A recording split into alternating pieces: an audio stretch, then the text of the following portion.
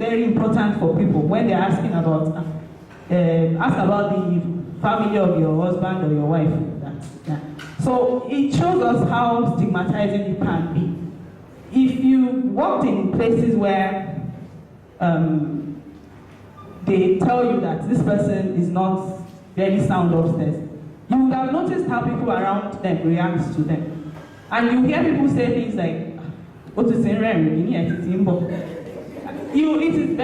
is very bad and very sad. And that is to show us that the stigma attached to psychosis is serious. When we go on the road, I myself, when I go on the road and I see those that we call mad people, I move away. It is as simple that you won't want to go near the person, because if anything happens to you, they will say, "Sure, didn't you see yourself?" I think that is the light we carry when we even now see those that are not psychotic on the road. When we even see them around us, we move away from them because we associate them with those ones we see on the road.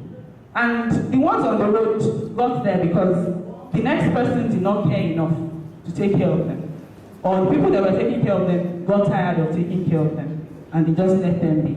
And that is why we need to address so much the impact of stigma in mental illness generally in every area. In our little way, we should educate more people. Tell them that these are people going through a problem that we can understand with them and we can take care of them. And then they will be functional, even with us, with our help. Do we have any clarification?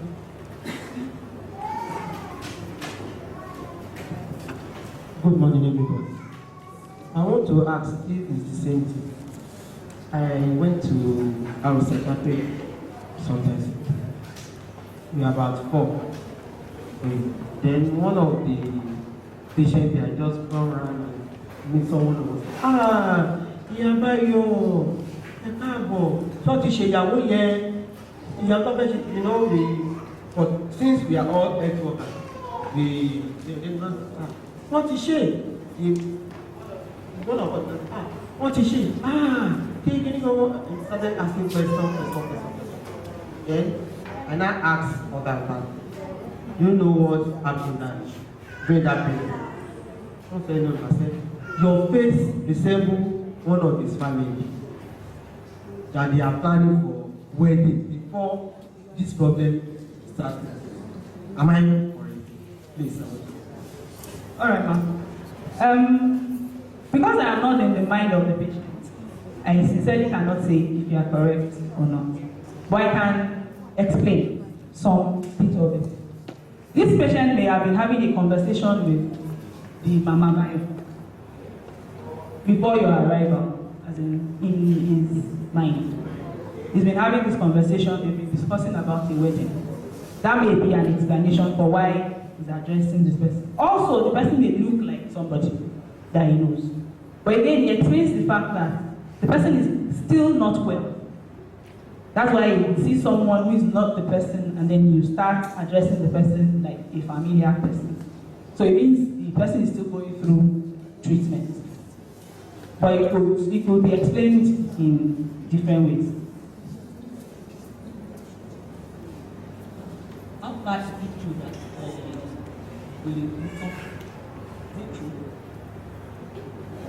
that will take me back to one of the slides. I said that for the first episode, for some of them, they recover completely. They do well, and they do well forever. But for some, there's actually a statistics that are shown percentages. 30% of patients with psychosis, they recover, and they do well. But 30% out of 100 is small. So that's why we tend to see more of those that are not doing well than those that are doing well. If you come to some of the clinics where we see our patients, you see them sitting down calmly. Some of them are taking medications and they've not had an episode for years. But they realize that if they use their medicine, they will not have another episode. Or the chances of them having another episode is very low. So saying that Wereokinton is not a categorical statement. And again, some develop psychosis because of a particular problem. Some people, it is because of an illness that they develop psychosis. So if we take care of that illness, the psychosis would go.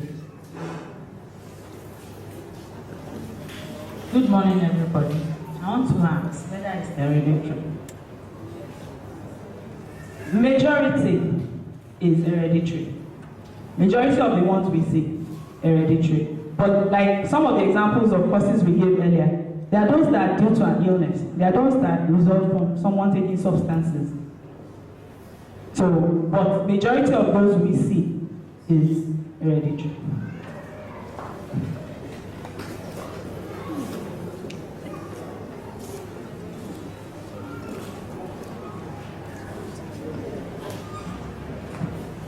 I want to ask a question that is it possible for a mental ill person that will not take drugs and that person will be okay?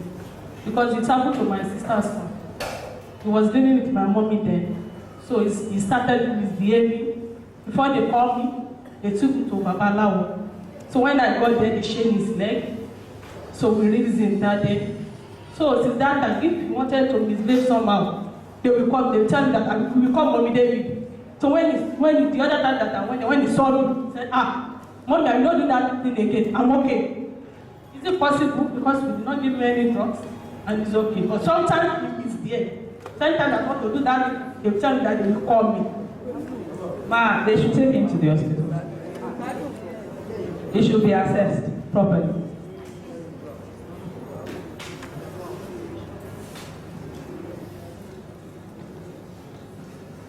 I'll take one more question because of our time.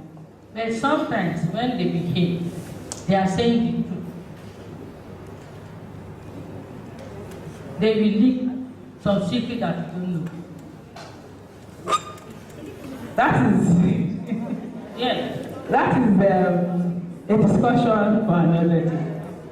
Because sometimes what we say that they are telling that is true will depend on a lot of factors. And individuals are very different. So they say some things really that are true, but it depends on where they are coming from. Let me say this. Okay, he said, husband and wife are coming with, and she said, husband, tell your wife what you have done so that she will forgive you. Because you have done something that you are hidden from that wife. So tell her now, or else you will not leave this thing. So now the husband now go to the wife and tell the wife that he has had a baby outside. As I said, that's a discussion for another day. I watch a lot of African magic, so we cannot talk about that. I have to go on because of time. Good morning, everybody. Please, can a psychiatric patient, can they go off the medicine or be on the medicine throughout the life? We will talk more about that later, but they do go off medicine, depending on some factors, which we'll talk about in the afternoon session. I have to go because of time, but we'll still take more questions after. So, for us to assess a patient with psychosis properly, we address some of the symptoms. We should be able to identify our symptoms. We should, as the person taking care of this patient, be able to identify that this person is talking about a symptom of psychosis. And that takes me to what Madame said about some of them saying things that are true. And that's why you individualize your patient. This person you are talking to is different from this other person with psychosis. You would listen to them, and that is the importance of listening to them and to those that are with them. Because sometimes they will tell you something, they tell you some interesting stories that if you do listen, that's another movie for African magic. But it is not true. So that's why you need, when you are talking to them, you need to take a proper history. And we say proper history with another person corroborating what they are saying. For you to be sure of what they are saying. And then it is important to know if this is the first episode or another episode. And then if the person has had an episode before, what was done How was it treated? Did the person get better? And all of that are important. And then when we are assessing also, we need to rule out other causes of psychosis. And this is very important. We mentioned some other causes earlier, like infection, alcohol use, some stressors in the environment. These are things that we need to identify. And those are factors that are important in determining whether this patient will stop medication or will not stop medication. Or this patient will require you just treating psychosis or treating the other problems that are associated with the psychosis. Please, next slide. So some of the symptoms of psychosis: incoherent or irrelevant speech. This is when the patient is saying something else, you are saying something else. You're asking a question, he's going in another direction. Or he's actually telling you something, and he's not just telling you clearly. His speech is not coherent, or you do not understand what the patient is saying. Some of them will give you some terms that you have never heard before, but they have meanings for what they are saying. So these are some of the examples. And delusions, which are false beliefs. Usually, the beliefs are false. And note that I said usually. And that is also answering Mommy's question. Usually, the beliefs are false. But we have instances when these beliefs are true. But we need to be sure of what the person is saying. And the only way you can be sure is asking the relatives or whoever is taking care of this patient. And in assessing what the patient is saying that is false or true, you need to look at the person's culture, where the person is coming from. It is important. Someone coming from Nigeria, where all of us are paranoid towards our neighbor, you need to be careful in assessing this patient. Someone coming from America to your clinic, who believes that from the computer, things are being generated that are very meaningful and everything. If you are not computer literate, you would probably accept all that he's saying because you don't understand most of what he's talking about yourself. So that's why it is important. And then you need to take into cognizance also how educated this person is. Someone who has never been to school would give you some interesting things that clearly you know that this person is not telling the truth. But if you are dealing with someone who is educated, they can tell you things that you will believe and think they are telling you the truth, and it may affect your assessment of their presentation. And then hallucinations. The common ones we see is auditory, which I have explained. People talking, and usually you find them telling you that many people are discussing. Many people, they are talking about me. They are saying things about me. They are talking to me. They are saying things I can hear. And these are the common ones we see. But there are other forms of hallucination. Another common one we see is that they can see things. They see visions. They tell you that they saw something and they prophesied to this person because of what they've seen. And that's where a proper assessment too comes in. Someone which is from a CNS church or I think it's CNS now, they receive visions. They may actually be receiving visions.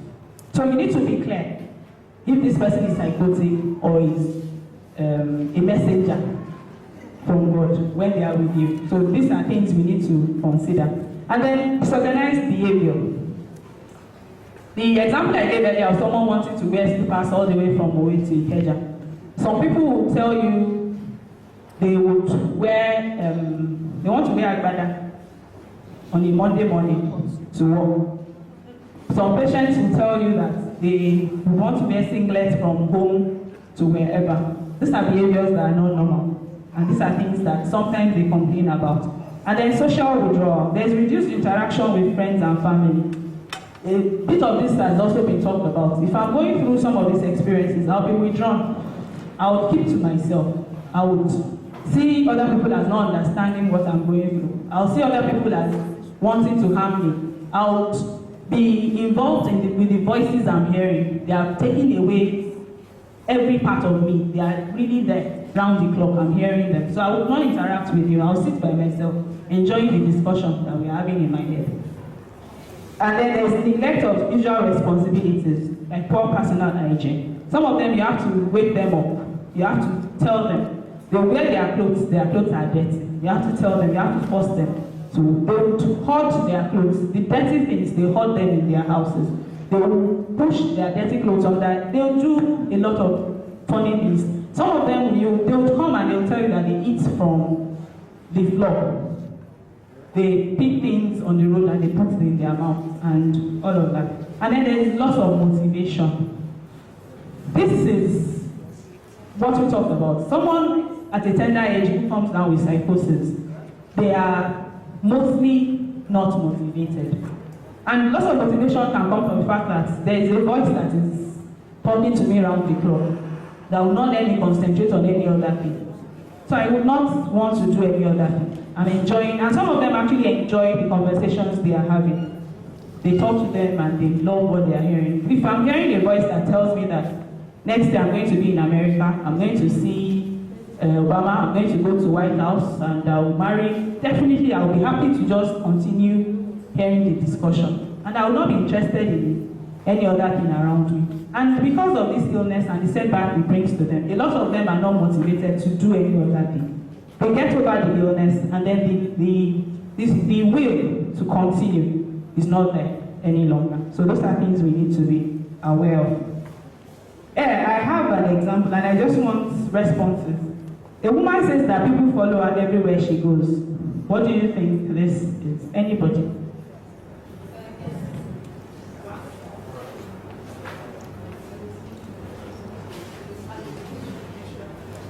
She said hallucination. Do we agree? It's delusion. She said it's delusion. Do we agree? How many people think that is an hallucination? A woman says that people follow her wherever she goes. Someone said paranoid. She's paranoid. Is that a delusion or an hallucination? It's visual hallucination. Visual hallucination. Okay? Do we all agree it's a visual hallucination?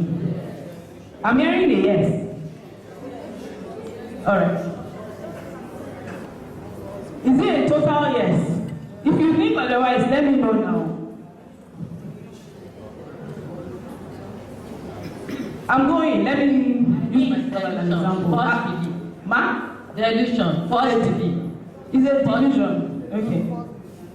I'm going on the road and I believe people are following me.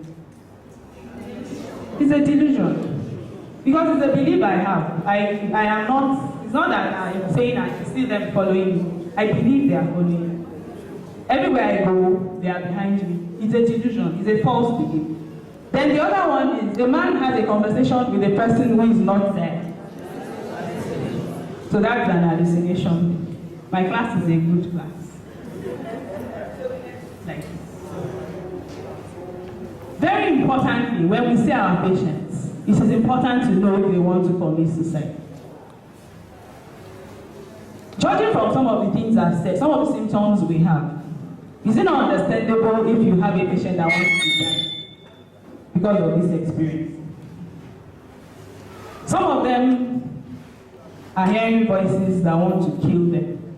The voices are telling them that they will not amount to anything.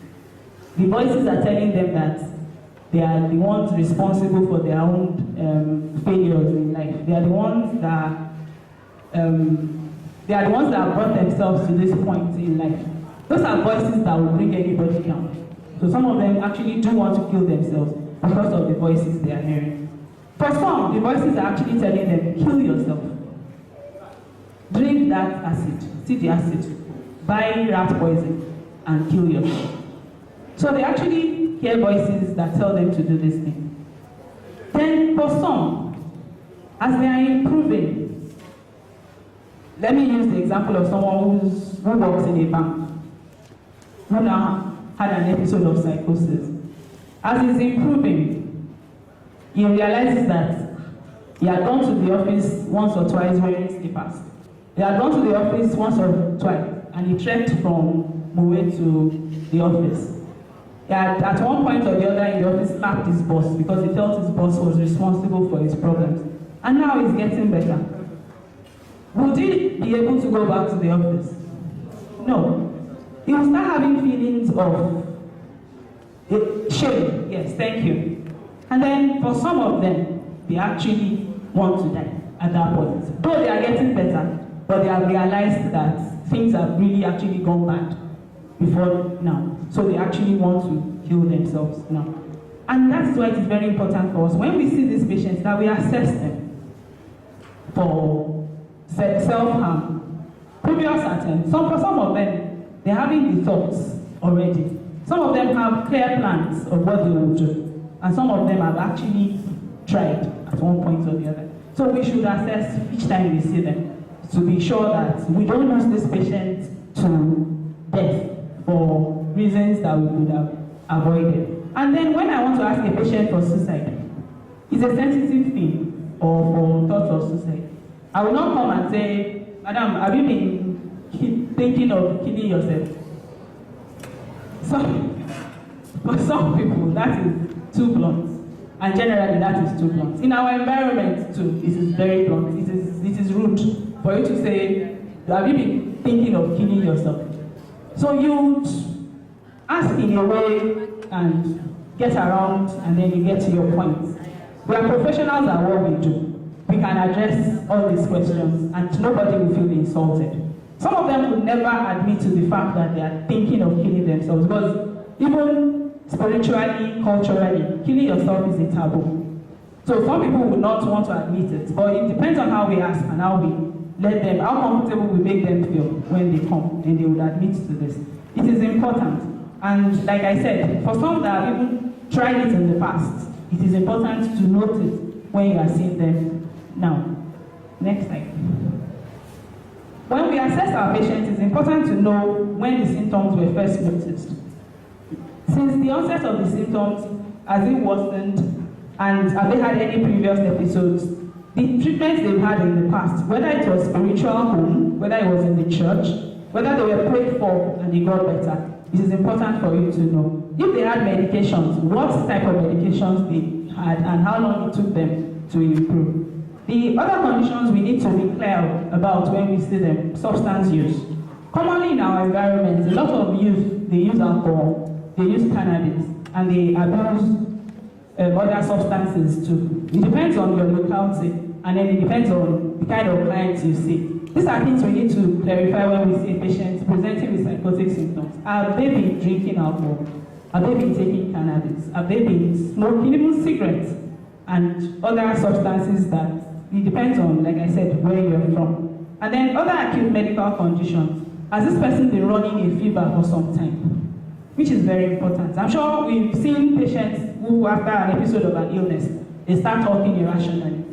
If the underlying problem is not addressed, they become psychotic, and then we need to treat the psychosis. But psychosis with an underlying illness, the illness has to be treated because it has gotten to the brain. That's why the person is psychotic. And then for people with manic episodes is another type of mental illness, and that is basically a mood problem. It is not part of our discussions, but in case we have patients who are extremely irritable, they are very happy, they are on top of the world. When you see them, they are hugging you, they are all over the place, they are just happy for no apparent reason. And they'll tell you that they are disinhibited, they can see whoever and approach anybody, which is not what they were before. These are some of the examples of manic episodes. It's different from psychosis, but it can be treated the same way we treat psychosis. But it is also advised now that when we see such cases, since we are not having a training on manic episodes, that we still refer them to see a specialist. So these are the conditions we need to refer if they have concurrent psychotic symptoms: substance use, acute medical conditions, manic episodes. Please refer them to see a specialist. Next time. So this is our last slide, and it is a case scenario, and I want everybody now to participate. Ade is a 19-year-old boy who was brought to the clinic by his mother. She complains that in the past 2 months, he has been keeping to himself. He's talking with somebody. His personal hygiene is poor, and he dresses inappropriately. Lately, he has been refusing food at home, saying he knows it has been poisoned and that neighbors have been talking about him and are planning to harm him. He did not agree to see a doctor as he believes nothing is wrong with him. What is our diagnosis? Psychosis. Okay. Why? Why? My first question is why? Why is this psychosis? From the case scenario, there are so many things that we can highlight. Number one, he has withdrawn. He's always in his room, so social withdrawal is there, one. Also, he's in talking with someone. Hallucination. He's hallucinating. Okay, sorry, he's hallucinating. That's two. Then, the personal hygiene has gone down, has degenerated. That's another. And then also, he has been, he's not eating, he has a delusion. He believes that he wants to be poisoned. So that's delusion. So all those, you can tie them together and make a diagnosis of psychosis. Someone also mentioned paranoia. Paranoia is a type of delusion, persecutory delusion. It is.